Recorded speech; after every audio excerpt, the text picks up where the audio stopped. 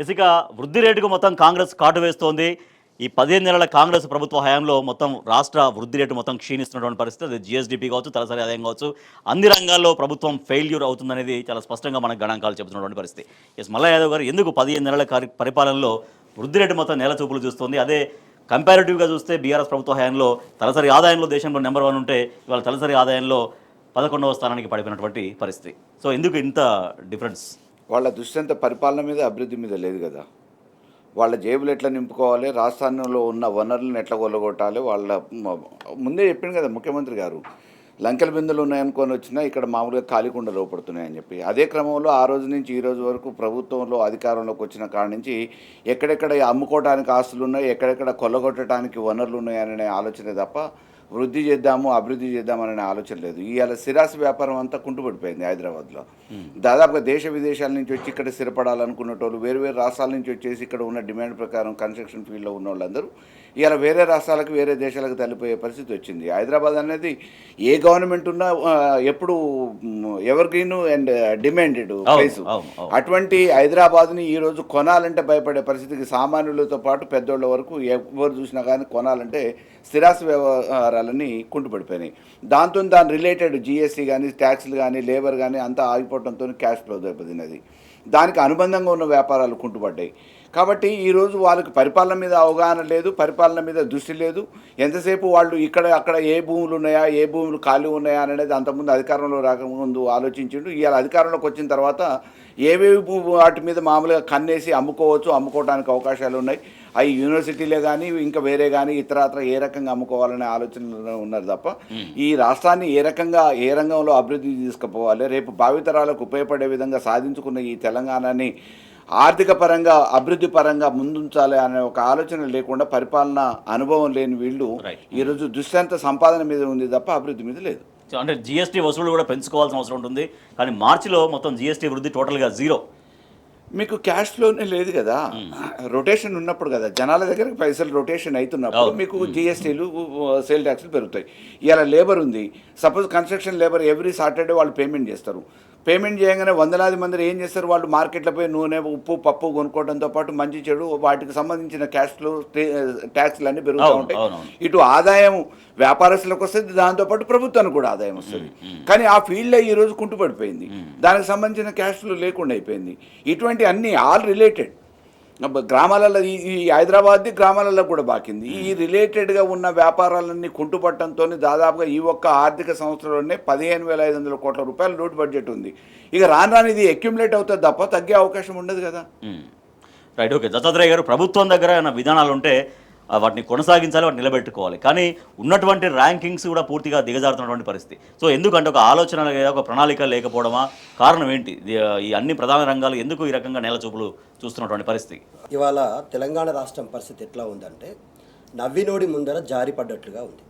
కేసీఆర్ గారు గతంలో నిండు అసెంబ్లీలో గత ఉమ్మడి ఆంధ్రప్రదేశ్ పాలకులు తెలంగాణ రాష్ట్రంపై చిన్న చూపు చూసినప్పుడు, రూపాయి కూడా ఇవ్వను అన్నప్పుడు, కరెంటు కష్టాలు వస్తాయన్నప్పుడు, వాటర్ యుద్ధాలు వస్తాయన్నప్పుడు ఏ విధంగా తెలంగాణ రాష్ట్రం తలెత్తుకొని సగర్వంగా బతకాలా, ప్రతి తెలంగాణ పౌరుడు నాది తెలంగాణ అని చెప్పుకోవాలని చెప్పేసి ఒక దృఢ సంకల్పంతో తెలంగాణ రాష్ట్రంలో ఉన్నటువంటి అన్ని రంగాలలో అద్భుతమైనటువంటి మార్పులు తీసుకొస్తూ, చర్యలు తీసుకొస్తూ, ఒకటి కాదు, నీటి రంగము, వ్యవసాయ రంగము, విద్యారంగము, వైద్య రంగము, ఇట్లా ఒక్కొక్క రంగాన్ని తను యజ్ఞంలాగా తీర్చిదిద్ది వాళ్ళ తెలంగాణ రాష్ట్రాన్ని నంబర్ 1 స్థానంలో వస్తే 17 నెలల కాంగ్రెస్ పాలనలో తెలంగాణ రాష్ట్రంలో ఎందుకు ఈ విధ్వంసం జరుగుతుంది?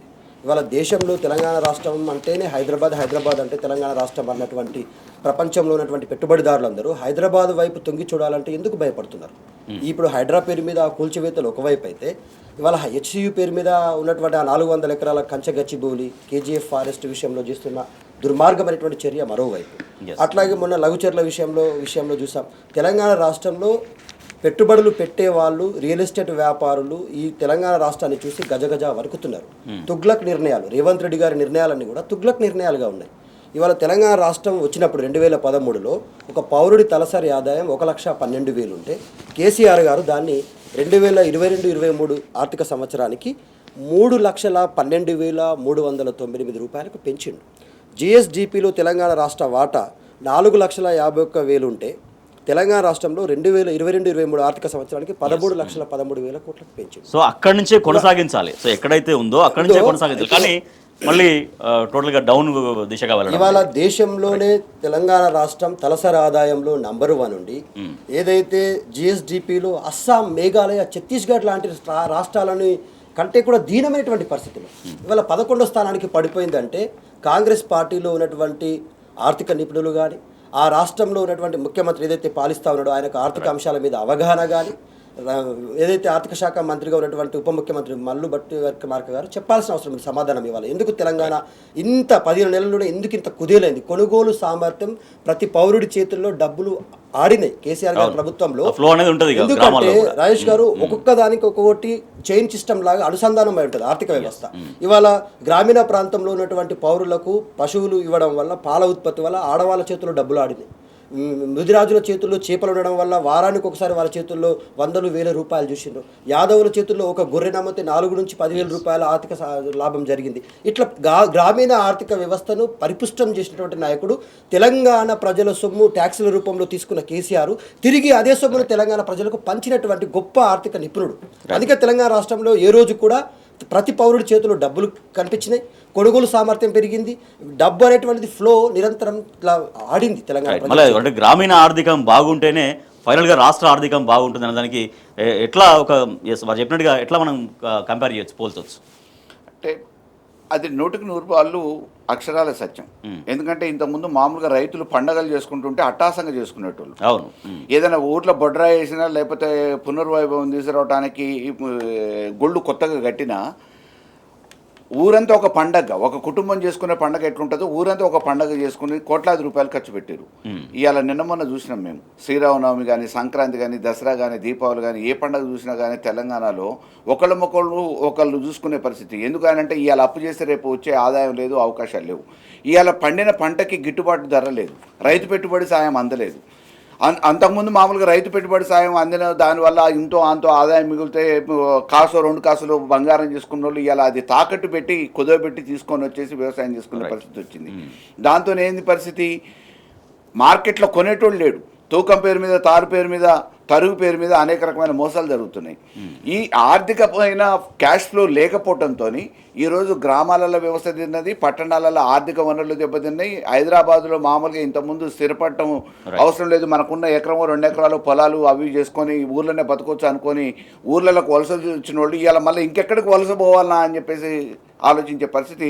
పాత రోజులు మామూలు ఎట్లయితే పొట్టకొట్టు కోసం సంకల సంచి పెట్టుకొని వేరే ప్రాంతాలకు పోయి ఆ రోజు బతికే పరిస్థితి ఉందో మళ్ళీ అవి పునరావృతం అవుతున్నాయి ఈ కాంగ్రెస్. అంటే ప్రభుత్వం ఈ నిర్ణయం తీసుకుంటే లేకపోతే ఈ విధానం అవలంబిస్తే నెగిటివ్ ఫలితాలు వస్తాయి అన్నటువంటి ఆలోచన ప్రభుత్వం దగ్గర లేదా? అంటే ముందు చూపు లేదు కదా. ఇప్పుడు ఒక అంశం మీద పూర్తి స్థాయిలో అవగాహన, దాంట్లో నిష్ణాతులైనటువంటి వ్యక్తులతోని సూచనలు తీసుకోవడం, ఇది తీసుకుంటే దీనివల్ల జరిగే పరిణామాలు ఏంటి, లాభం ఏంటి, నష్టం ఏంటి, ఎంతమందికి దీనివల్ల లాభం చేకూరుతుంది, ఎంతమందికి ఉపాధి చేకూరుతుంది, దీనివల్ల ఆర్థిక వ్యవస్థ ఎంత బాగుపడుతుంది అని ఏ ఒక్క అంశం మీద విశ్లేషణ చేస్తున్నారా వీళ్ళు? ఇప్పటి వరకు తీసుకున్న ప్రతి నిర్ణయం తప్పుడు నిర్ణయాలని ప్రజలే తేల్చిండ్రు కదా. ఇవాళ ప్రజల తిరుగుబాటు జరగని అంశం అంటూ ఏదైనా ఉందా రాజేష్ గారు? లఘుచర్ల విషయంలో, హైడ్రా విషయంలో, ఇవాళ హైదరాబాద్లో ఉన్నటువంటి హెచ్సియు భూముల విషయంలో, ఏ విషయంలో అయినా కూడా ప్రజలు స్వచ్ఛందంగా తిరుగుబాటు చేస్తున్నారు.